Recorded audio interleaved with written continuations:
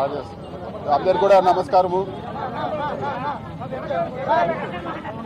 నా bail petition court పరిధిలో ఉన్నందువలన అన్ని విషయాలు కూడా ఈరోజు విచారణ జరిగిన విషయాలు కానీ కేసు గురించి కానీ నేను పూర్తిగా మాట్లాడలేను.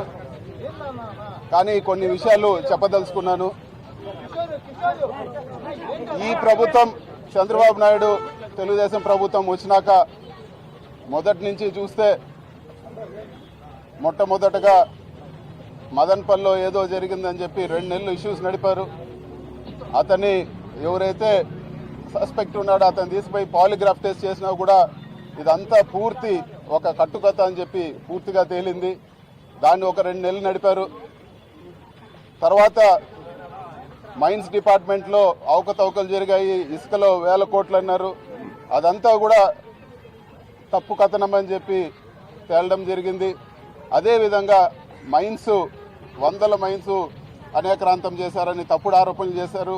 ఏ ఒక్కటి కూడా ఇప్పటి వరకు ప్రూవ్ చేయలేదు. అదేవిధంగా మళ్ళీ కొన్ని రోజులకి ఫారెస్ట్ ల్యాండ్ మా సొంత ల్యాండ్ అని పేపర్లు చూపించినా కూడా ఇది ఫారెస్ట్ ల్యాండ్, దీన్ని ఆక్రమించారన్నారు. కోర్టులో మేము కోర్టుకు పోతే మళ్ళీ అదంతా కూడా కరెక్ట్గానే ఉందని చెప్పి కోర్టుకు వాళ్ళు సబ్మిట్ చేయడం జరిగింది. భూములు ఆక్రమించామని చెప్పి తప్పుడు కేసు పెట్టినారు. ఏ ఒక్కటి కూడా ఇప్పటి వరకు ప్రూవ్ చేయలేదు. ఇన్ని కథనాలు. ఇంకొకరు మాట్లాడారు ఎర్రచందనం చేస్తున్నారని చెప్పి ఓపెన్గా ఛాలెంజ్ చేసి ప్రూవ్ చేయమన్నా కూడా ఎవరు చేసిన పరిస్థితి లేదు. ఇప్పటి వరకు చూస్తే అన్ని ఆరోపణలు చేసి ఇప్పుడు చివరిగా లిక్కర్ స్కామ్ అని చెప్పి ఇంకొక ఆరోపణ చేస్తున్నారు. ఇన్ని ఆరోపణలాగిన ఇది కూడా ఒక పొలిటికల్ హరాస్మెంట్ కేసు మాత్రమే.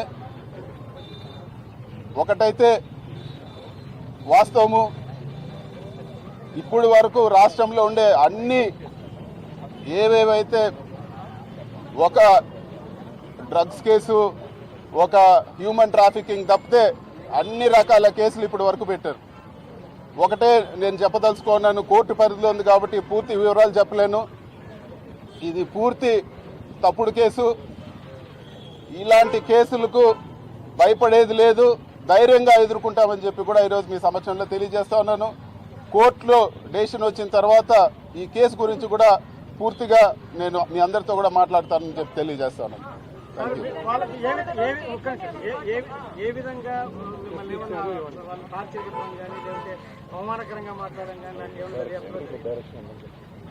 ఇది కోర్టు పరిధిలో ఉంది. ఈరోజు జరిగిన ఏదైతే సిట్ విచారణ కానీ లేకపోతే కేసు గురించి కానీ నేను మాట్లాడే పరిస్థితి లేదు. ఖచ్చితంగా కోర్టులో డెసిషన్ వస్తానే దీని గురించి నేను పూర్తిగా ప్రెస్ కాన్ఫరెన్స్ పెట్టి పూర్తిగా కూడా నేను మాట్లాడతానని చెప్పి